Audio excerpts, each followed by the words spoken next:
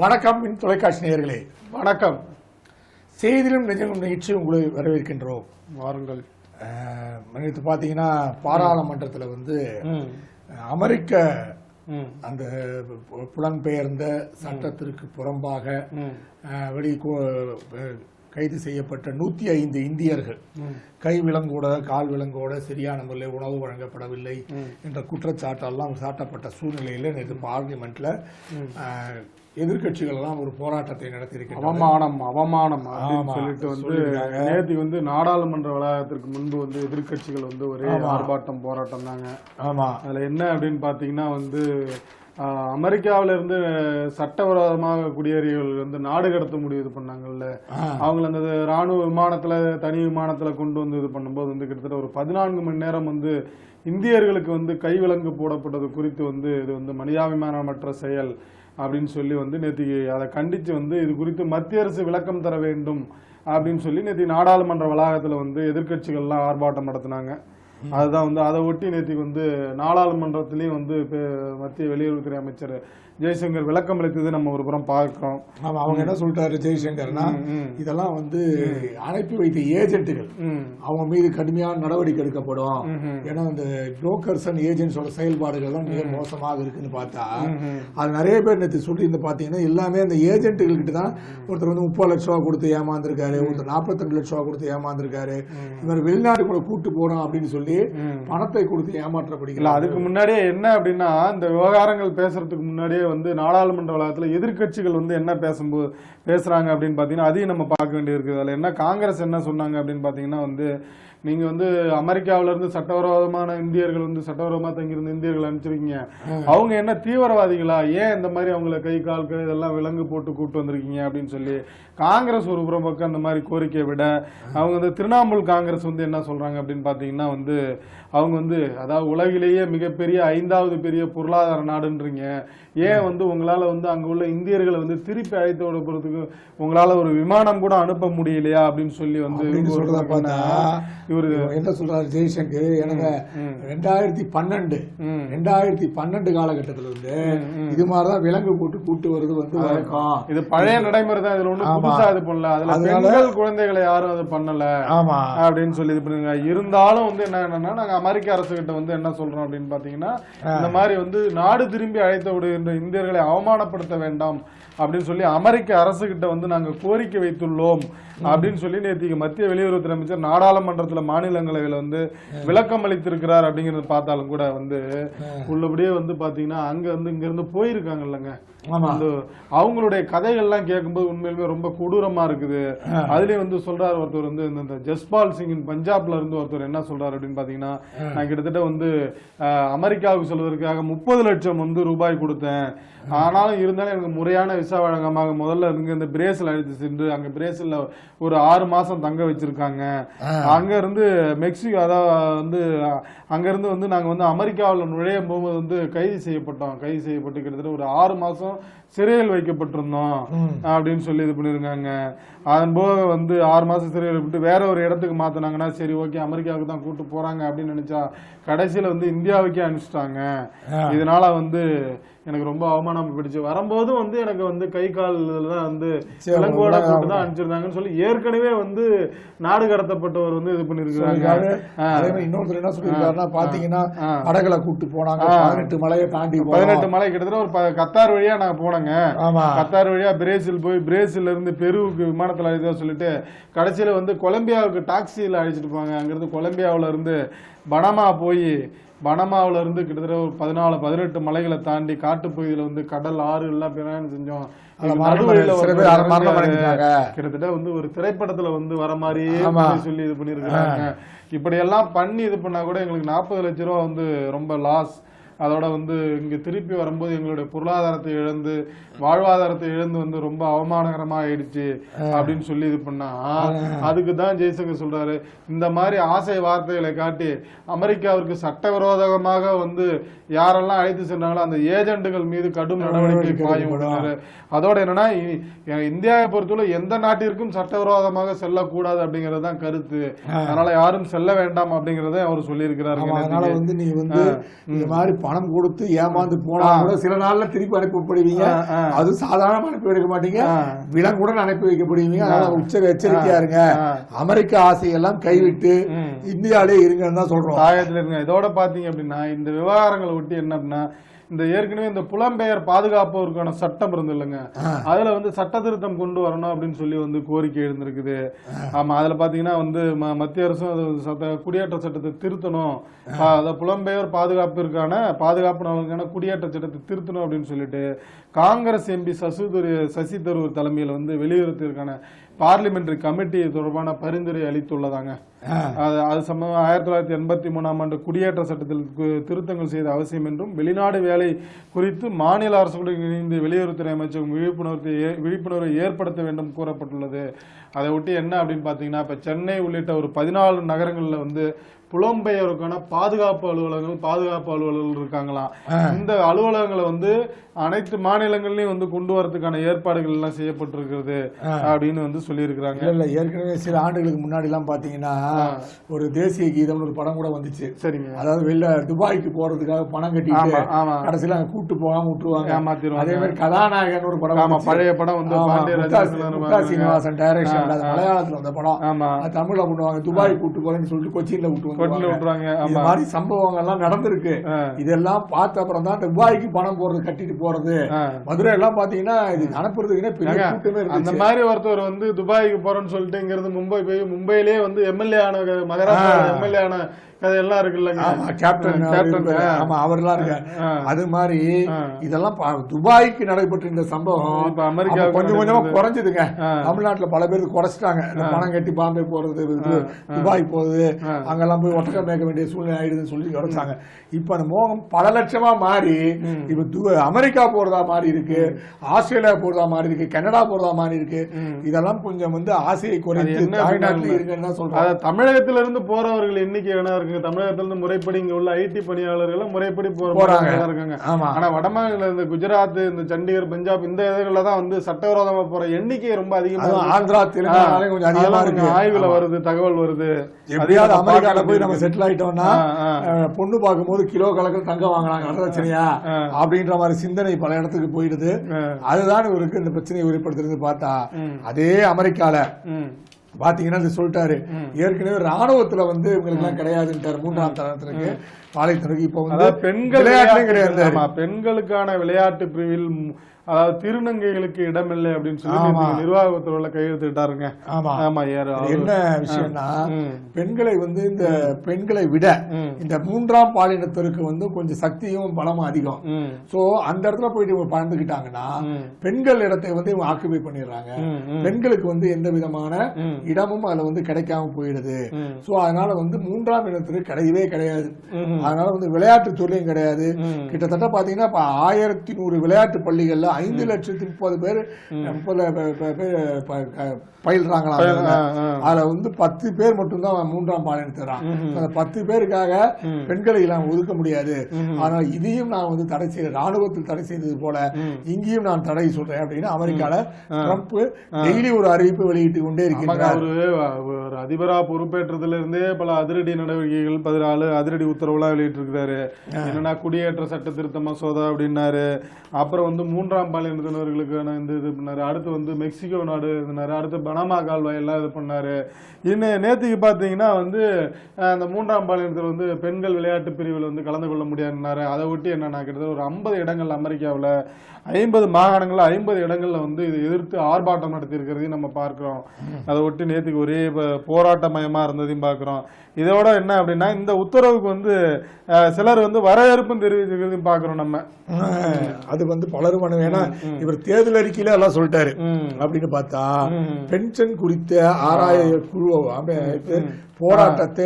போராட்டத்தை கைவிட சங்கங்கள் முக்கியமா பாத்தீங்கன்னா தலைமைச் செயலர் சங்கம், தமிழ்நாடு தலைமைச் செயலாளர் சங்கம் வந்து இதை வந்து பண்ணவே பண்ணாதீங்க. இது ஏதோ நீங்க வந்து உள்கூத்து வச்சிருக்கீங்க. 9 மாசம் கழிச்சுன்னு சொன்னா அடுத்த தேர்தல் வந்துடும். அடுத்த தேர்தல் வரும்போது நீங்க என்ன பண்ணுவீங்க, அப்படி தள்ளி விட்டுருவீங்க. தேர்தல் அறிக்கையா திருப்பி கொடுத்துருவீங்க.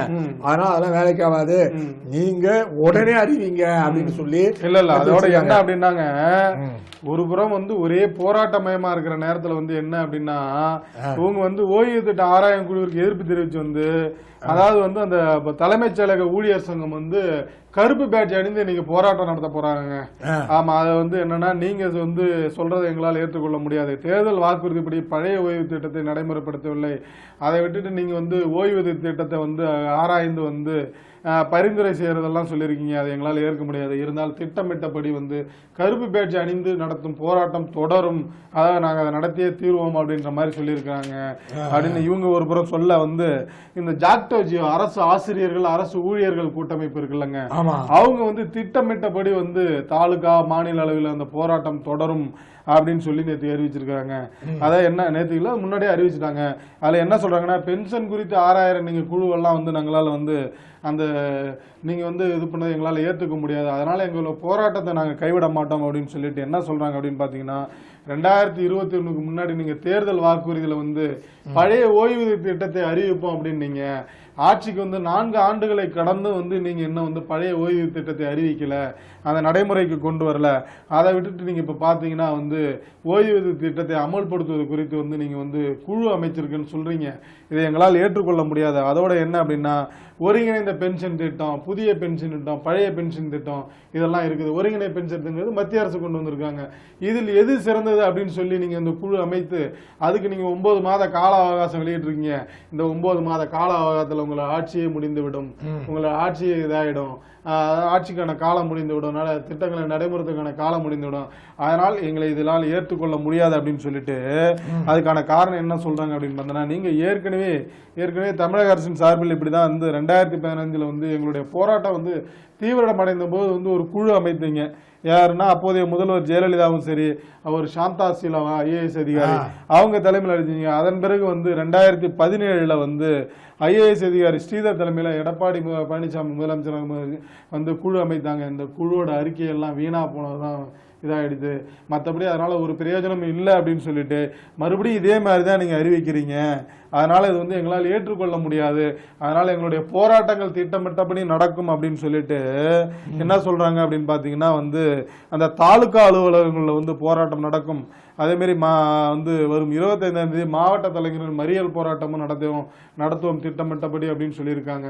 இதை ஒட்டி பார்த்தீங்கன்னா ஏற்கனவே இந்த தமிழக அரசு இவங்களை வந்து வாங்க பேச்சுவார்த்தைக்கு வாங்க பேசுவோம் அப்படின்னு சொல்லி இது பண்ணியிருந்தாங்க. பேச்சுவார்த்தை ஒரு புறம் நடந்தாலும் நடக்காவிட்டாலும் கூட எங்களுடைய போராட்டம் திட்டமிட்டபடி நடைபெறும் அப்படின்னு சொல்லி வந்து நேற்றுக்கு வந்து தமிழ்நாடு அரசு ஊழியர் சங்க தலைவரும் வந்து இது பண்ணியிருக்காங்க. அதில் அவங்க என்ன சொல்றாங்க அப்படின்னா நீங்க வந்து பழைய ஓய்வூதிய திட்டத்தை அமல்படுத்தலைன்னா நீங்க மீண்டும் மறுபடியும் எதிர்கட்சி தலைவர் பதவிக்கு வந்து உங்களுக்கு நாங்க பரிசா அளிப்போம் அப்படின்னு சொல்லி வந்து நேற்று வந்து அவங்க சொல்லியிருக்கிறாங்க. அதாவது என்னன்னா கிட்டத்தட்ட வந்து உங்களுடைய ஆட்சிக்கு வரதுக்கு காரணமா நாங்க தான் இருந்தோம். கிட்டத்தட்ட ஒரு 17 தொகுதியில வெற்றிக்கு நாங்க வந்து அரசு ஊழியர்கள் போட்ட பழைய ஓய்வூதியதாரர்கள் போட்ட இதுதான் இருக்குது. அரசு ஊழியர்களோட வாக்கும் தான் காரணம். இருந்தாலும் எங்களுடைய கோரிக்கை இவங்க இந்த நிறைவேற்றலன்னா நிச்சயமாக உங்களுக்கு எதிர்கட்சி தலைவர் வந்து தலைவர் என்கிற பரிசை வந்து நாங்க உங்களுக்கு வர தேர்தல் அளிப்போம் அப்படின்னு சொல்லி இந்த எச்சரிக்கை வெளியிட்டிருக்காங்க. ஆமா, அதே நேரத்தில் பாத்தீங்கன்னா நீதிமன்றத்துல வந்து பல்வேறு கேவில் கலைகளை வந்து இவர்கிட்ட கவர்னருக்கு கேட்டிருக்காங்க. எனக்கு அவர் என்ன 2வது வாட்டி வந்து ஒரு வாட்டி மசோதா அனுப்புறாங்க, திருப்பி அந்த மசோதாவை வந்து கவர்னர் திருப்பி அனுப்புறாரு, திருப்பி வந்து தமிழக அரசு திருப்பி அவங்களுக்கு அனுப்புது. அந்த நேரத்தில் வந்து அவங்க வந்து அனுப்பிதான் ஓகே பண்ணிதான் ஆகணுமே தவிர திருப்பி அதை தேர்தலில் வச்சுக்க கூடாது. இவங்க என்ன ஜனாதிபதிக்கு அனுப்பி வச்சாருன்னு சொல்றாரு. அது எந்த விதமான முடிவுனே தெரியல. ஒண்ணு அந்த இதுல என்ன செயல்படுத்தலாம், அது மீது அறிவுரை என்ன போன்ற விஷயங்கள் எடுக்கலாம், என்ன முடிவெடுக்கலான்ற விஷயத்தெல்லாம் அவங்க வழங்குவதே கிடையாது. சும்மா வந்து தமிழக அரசு மீது ஒரு காழ்ப்புணர்ச்சியின் காரணமாகவோ இல்ல அவங்க மீது வெறுப்பின் காரணமாகவோ நீங்க திருப்பி அனுப்பிடுறீங்களே தவிர அதுக்கான காரணங்கள் சொல்லுறீங்க. அது மட்டுமல்ல இவங்க வந்து என்ன சொல்றாங்க, இல்லைங்க ஏற்கனவே வந்து அரசியல் சாசன பிரிவு 200 இருக்கும்படி கவர்னரே வேண்டாம்னு சொல்றாங்க சில பேரு. அதை அகற்ற முடியாதுன்னா இந்த பழைய கதையெல்லாம் பேசாதீங்க, பழைய வரலாறு எல்லாம் வேணாம். ஏன் வந்து சட்ட மசோதாவை திருப்பி அனுப்புறீங்க, அதற்கான காரணம் என்ன, உரிய விளக்கத்தை தான் வந்து நேற்று கேட்கிறாங்க. பாத்தீங்கன்னா மசோதாவை ஏன் நிறைவேறிக்கிறார், அதற்கான காரணங்கள் என்ன, அது தொடர்பு அவர் யாரோட விவாதிக்கிறாரு, இதை பத்தி ஏன் ஒத்தி வைக்கிறோங்கிறது விவாதிக்கிறாரு, ஏன் வந்து அதை வந்து ஹோல்டு பண்ணி வைக்கிறாரு விவாதிக்கிறாரு, யார்கிட்ட கேட்கிறாரு, யார்கிட்ட பேசுறாரு, அதெல்லாம் சொல்லுங்க.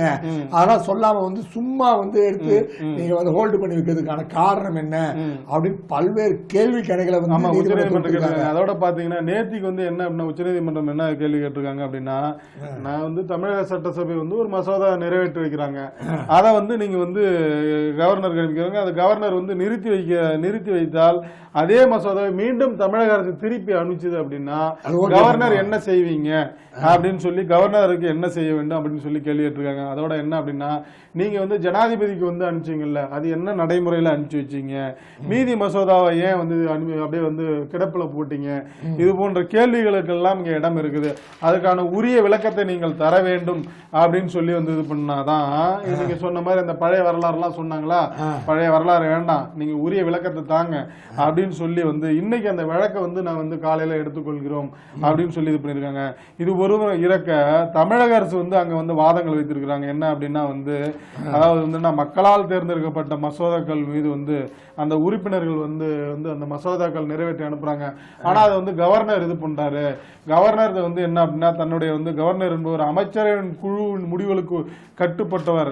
அவர் ஒரு முடிவு எடுக்கிறார் என்றால் அவர் அமைச்சரின் குழுவின் அறிவுரைகளின்படிதான் எடுக்க முடியும் அப்படின்னு சொல்லிட்டு வந்து அரசியல் சாசனத்தின்படி உயர்ந்த ஒரு பதவியில் இருக்கும் ஒரு நபர் ஒரு மாநிலத்தின் சட்டசபைக்கு எதிராக, அந்த சட்டசபைக்கு உறுப்பினர்களை அனுப்பும் மக்களுக்கு எதிராக செயல்படுவதை ஒருபோதும் ஏற்க முடியாது அப்படின்னு சொல்லிட்டு வந்து தமிழக அரசு சார்பில் வந்து நேற்றுக்கு வாதம் வைத்திருக்கிறாங்க. அதற்கு வந்து இவங்க வந்து கவர்னர் தரப்புல என்னன்னா வந்து, தமிழக அரசு என்ன அப்படின்னா வந்து ஆளுநர் பதவி வந்து ரொம்ப சிறிதான பதவி, ரொம்ப வந்து அவங்க கட்டுப்பட்டு நடக்கணும் அப்படின்ற மாதிரி நடக்கிறாங்க அப்படின்னு செயல்படுறாங்க அப்படின்னு சொல்லி இந்த கவர்னர் தரப்புல இருந்து சொல்லும் போது வந்து உடனே நீதிபதி இல்ல நம்ம அந்த கதைக்கெல்லாம் வரல, ஆளுநரை நாங்க வந்து மதிக்கிறோம், அவர்களுக்கு பதவிக்கானதை நாங்க வந்து மதிக்கிறோம், ஆனா இதற்கான உரிய விளக்கத்தை நீங்கள் இன்று தர வேண்டும் அப்படின்னு சொல்லி வந்து நேற்றுக்கு வந்து உச்சநீதிமன்றம் தீர்ப்பு வெளியிட்டிருக்கிறதையும் பார்க்கிறோம், இன்னைக்கு வந்து உத்தரவிட்டிருக்கிறதையும் பார்க்கிறோம். அதே மாதிரி பாத்தீங்கன்னா சீமானுக்கு வந்து நீதிமன்றம் சொல்லியிருக்காங்க, இவருக்கு டைம் கொடுக்க, ஒவ்வொரு வாட்டி வந்து மன்னிப்பெல்லாம் கொடுக்க முடியாது, நீங்கள் அடிக்கடி நீதிமன்றம் வந்தால்தான் அதுக்கு வந்து உங்களுக்கு சரியாக நீங்கள் பயிற்சி நீதிமன்ற முறை உங்களுக்கு தெரியும், நடைமுறை அனுமதியா கிடைக்கும். ஏன்னா கடந்த விக்கிரவாண்டி தேர்தலில் வந்து அவர் பேசும்போது ராஜீவ் காந்தி நாயா கொண்டோம், என்ன பண்ணுவீங்க நீங்க அப்படின்ட்டு அவர் கேட்டாரு. அது இல்லாம பிரச்சாரத்துல மிகப்பெரிய ஒரு நிகழ்வாக போச்சு. அதனால அவர் வந்து கொல்லப்பட வேண்டிய ஆள் தான் அவரு, அதனால நாங்க தான் ஆள் போச்சு போட்டு தள்ளணும் அப்படின்ற விஷயத்தெல்லாம் அவர் பேசணும்னு இது ஒரு பெரிய விவகாரமாக அப்போது வழக்கு பதிவு செய்யப்பட்டது. அந்த வழக்கு வந்து இப்போ நீதிமன்றத்துக்கு வந்த போது அவர் என்ன சொல்றாங்க நீதிபதிகள், அவர் வந்து வாய்க்கு வந்தெல்லாம் பேசுறாரு, தலைவர்ல வந்து மோசமா பேசுறாரு, எந்த வரமுறையும் இல்லாம பேசுறாரு. சோ அது வந்து மிகப்பெரிய வந்து சிக்கலை ஏற்படுத்துகிறது. அதனால வந்து நீதிமன்றம் வந்து அவருக்கு அறிவுரை சொல்லியிருக்கு, மற்ற உணர்வுகளை அவமதித்து அவரை தூண்டுவது போன்ற கருத்துக்களை பேசக்கூடாது, அதனால அவரை திருப்பி நாங்கள் கேஸ்ல விடுவிக்க முடியாது, ஏன்னா அவர் விடுவிப்பதற்கான ஒரு அப்பீல் பண்ணிருக்காரு, நாங்க அவர் திருப்பி விடுவிக்கலாம் முடியாது, நீங்கள் வந்து நீதிமன்றத்தில் ஆஜராகி அதுக்கு காரணங்களை சொல்லிதான் ஆக வேண்டும்.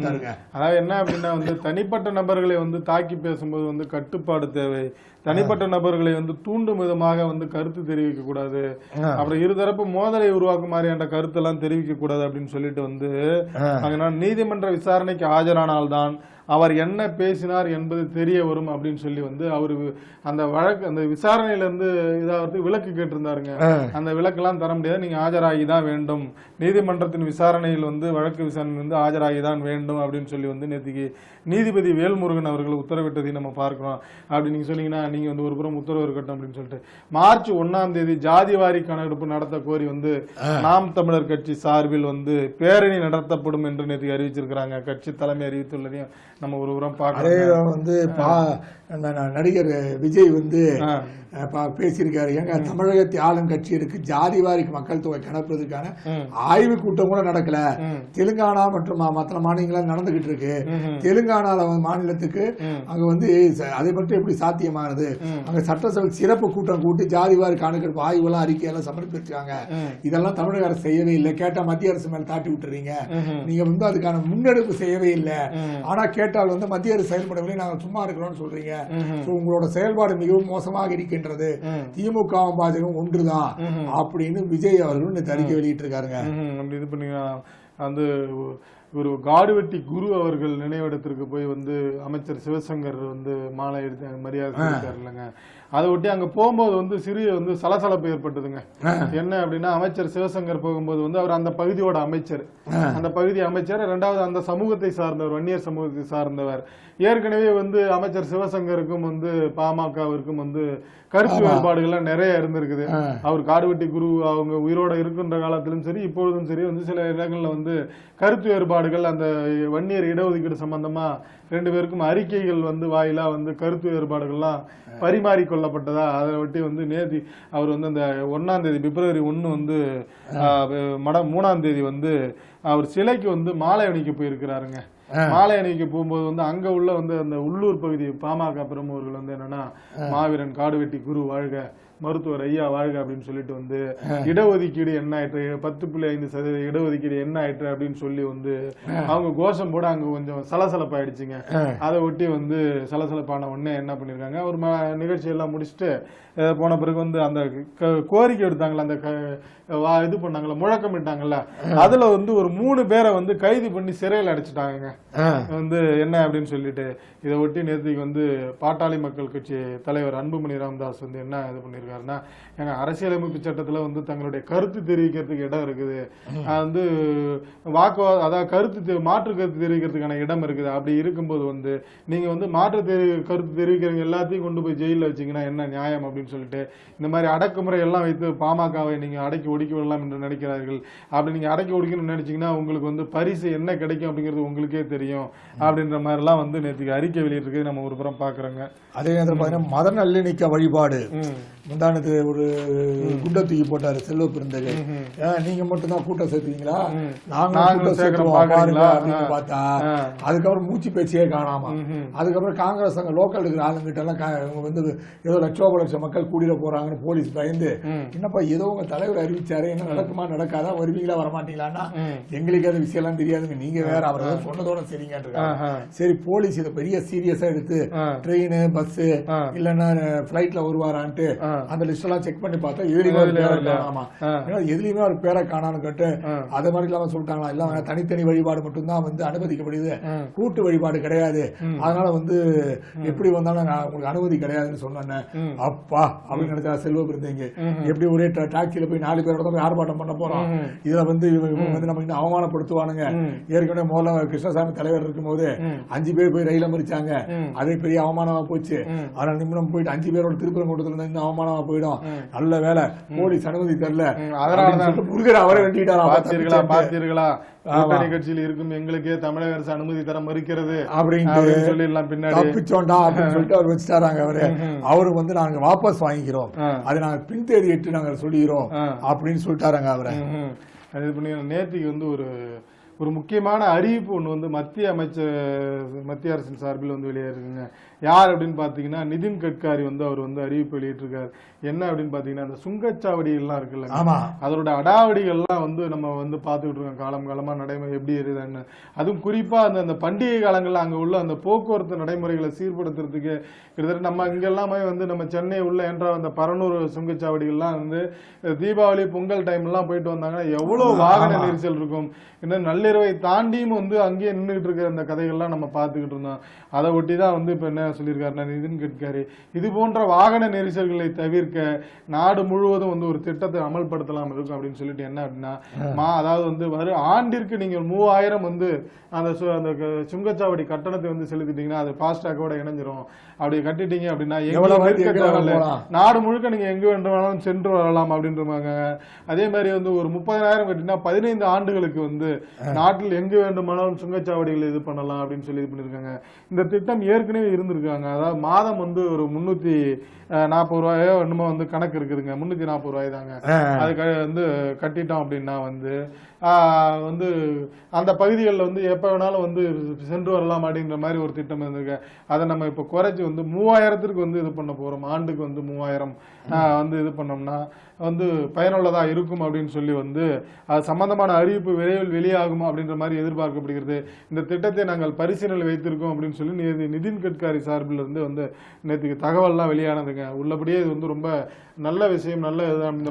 ஏன் அப்படின்னு பாத்தீங்கன்னா இந்த சுங்கச்சாவடிகள்ல போய் வந்து ரொம்ப நேரம் நிற்கிறது, அந்த மாதிரி நிற்கும் போது வந்து அங்க உள்ள வந்து வாகன ஓட்டிகளுக்குள்ள வந்து சண்டை நடக்கிறது, அந்த சுங்கச்சாவடிகள் அதிகாரிகள் கூட வந்து சண்டை நடக்கிறது, இதெல்லாம் வந்து தடுக்கப்படும்.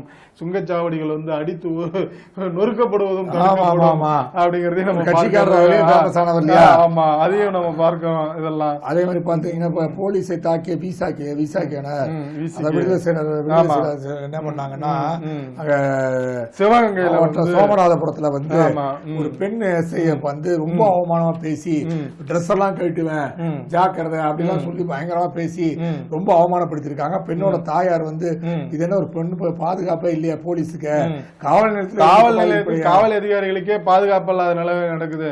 அதுவும் ஆளும் கட்சியுடன் கூட்டணியில் உள்ள ஒரு கட்சி நிர்வாகி, முக்கிய நிர்வாகி இது போன்று பேசலாமா அப்படின்ற மாதிரி எல்லாம் வந்து அவர் கட்டுப்பாட்டுல முதல்வர் வந்து உடனே நடவடிக்கை எடுக்கணும் அப்படின்னு அவங்க தாய் வந்து கண்ணீரும் கம்பளையுமா வந்து கோரிக்கை வச்சிருக்காங்க. அதோட இல்லைங்க, அந்த பெண் அதிகாரி கண்ணீர் விட்டு அழுகிறன்றதெல்லாம் வந்து இது மாதிரி எல்லாம் இருக்கு அப்படின்ற மாதிரி எல்லாம் பாக்குறோம் நம்ம. ஆமா, அதனால இது போன்ற சூழ்நிலை தமிழகத்துல இருந்து கொண்டிருக்கின்றது. அதே நேரத்துல வந்து எமர்ஜென்சியை எப்போதும் மறக்க மாட்டேன் அப்படின்னு சொல்லி பாரத பிரதமர் சொல்லியிருக்காரு.